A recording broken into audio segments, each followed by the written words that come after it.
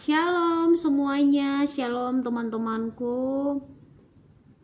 Pada malam hari ini, saya akan membagikan sedikit renungan. Dunia saat ini, teman-teman, kita bisa saja viral dalam hitungan detik. Dunia digital menawarkan begitu banyak hal, seperti popularitas, validasi, hiburan tanpa batas, dan masih banyak lagi. Tetapi justru banyak anak muda yang kehilangan arah, cemas, merasa kosong, sibuk tampil hanya untuk dikenal, hanya untuk mau dikenal oleh banyak orang. Tetapi mereka sendiri lupa arti bahagia yang sesungguhnya itu seperti apa. Hari ini Tuhan mau ingatkan kepada setiap kita bahwa kita ini adalah terang dunia. Artinya, kita ini dipanggil untuk menjadi terang dan perwakilan Tuhan untuk menyampaikan kebenaran firman Tuhan di muka bumi ini. Tema dari renungan kita yaitu Kingdom Lifestyle.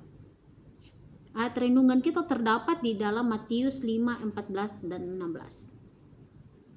Kamu adalah terang dunia, kota yang terletak di atas gunung, tidak mungkin tersembunyi. Demikianlah hendaknya terangmu bercahaya di depan semua orang, supaya mereka dapat melihat perbuatanmu yang baik dan memuliakan Bapamu yang di surga.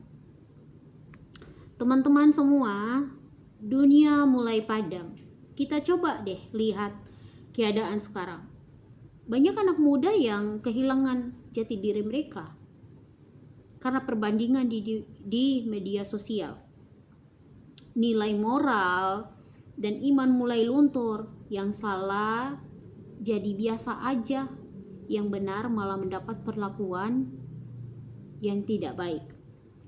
Banyak anak muda yang hidup hanya untuk disukai oleh banyak orang, sehingga mereka sibuk untuk mencari pengakuan di diri orang lain, mencari validasi di orang lain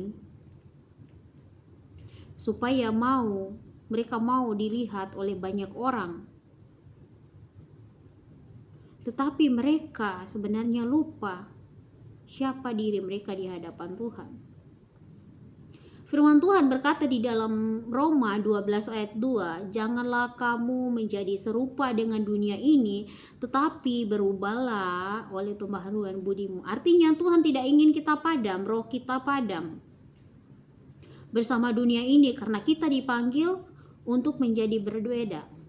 Perlu teman-teman ketahui, berbeda di sini bukan berarti karena kita lebih hebat daripada orang lain, tetapi karena Kristus tinggal di dalam kita. Tuhan yang ada di dalam hati teman-teman, Tuhan yang ada di dalam hati saya.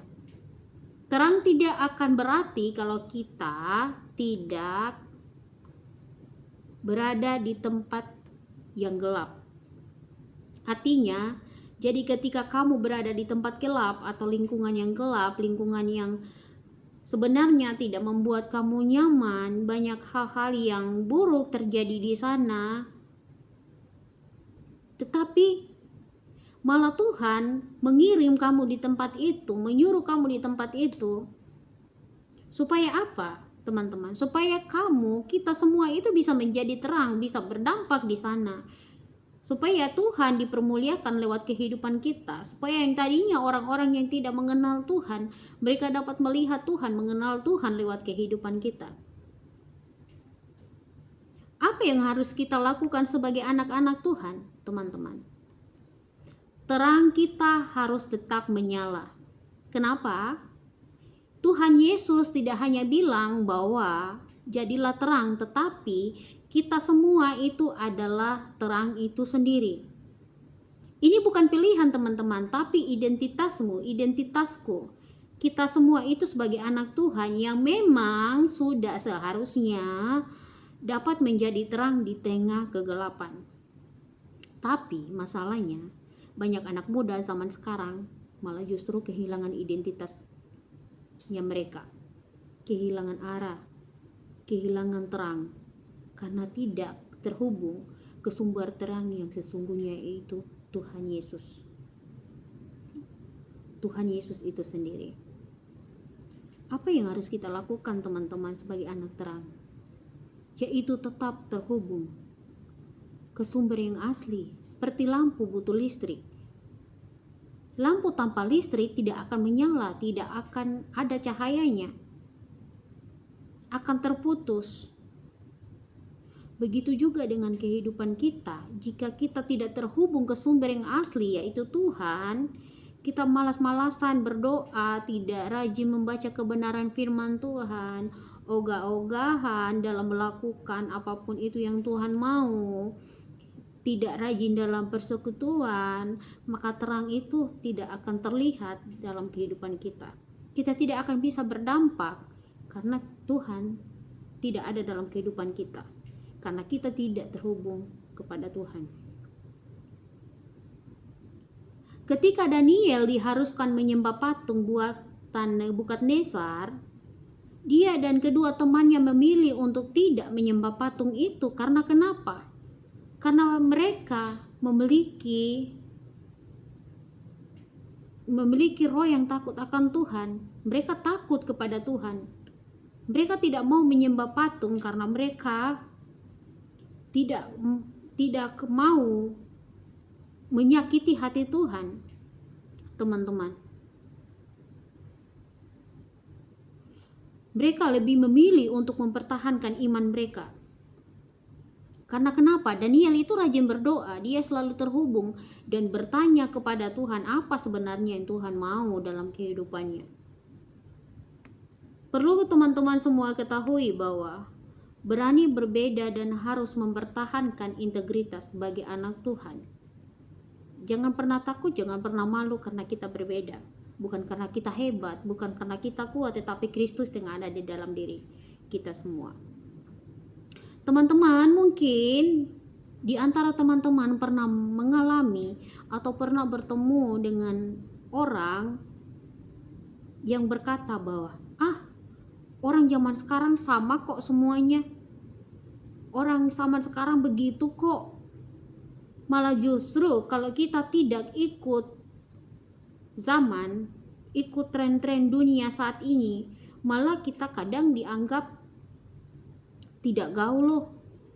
Kamu tidak keren karena kamu tidak bergaul, tidak tahu apa yang lagi ngetren saat ini. Jangan pernah takut, jangan pernah malu karena kita berbeda. Bukan karena kita kuat, tetapi Kristus yang ada dalam diri kita. Itu yang perlu teman-teman semua, saya terapkan dalam kehidupan kita. Karena lebih baik kita berbeda, tetapi kita berbeda karena Tuhan dan tidak mengikuti arus dunia. Karena kehidupan kita ini bukan berdasarkan apa kata orang, tetapi apa kata Tuhan, apa kata firman Tuhan dalam kehidupan kita. Apa maunya Tuhan, itu yang harus kita taati, yang harus kita turuti. Jangan pernah takut untuk dicap, oh kamu nggak gaul, kamu nggak keren karena kamu nggak tahu nih apa yang lagi ngetren di dunia saat ini. Ada begitu banyak hal, ada begitu banyak langkah-langkah kecil yang dapat kita lakukan untuk kehidupan kita bisa memancarkan terang di luar sana, dimanapun kita pergi dan berada. Apa itu yang dapat kita lakukan? Yaitu media sosialmu, platformmu bisa kamu jadikan untuk mengenalkan Tuhan untuk dunia luar, untuk teman-temanmu yang ada di sekolah, di tempat kerja, dimanapun, dapat dijadikan untuk pemberitaan Injil, kebenaran firman Tuhan. Posting konten yang menginspirasi, memotivasi, mengirim ayat-ayat firman Tuhan lewat caption, lewat kontenmu, dan lain sebagainya. Dunia saat ini butuh lebih banyak anak muda yang bisa menjadi berkat dan berdampak buat banyak orang. Apa itu sebenarnya hidup berdampak?